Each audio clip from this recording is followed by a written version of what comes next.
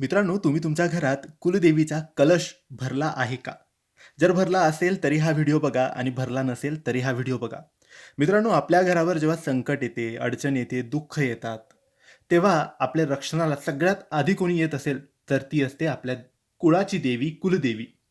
आणि आपल्या घरामध्ये, आपल्या देवघरामध्ये आपल्या कुलदेवतेच्या टाक असायला पाहिजे. त्यानंतर आपली कुलदेवीची मूर्ती असायला पाहिजे आणि त्यासोबतच कुलदेवीचा कलशसुद्धा असायला पाहिजे.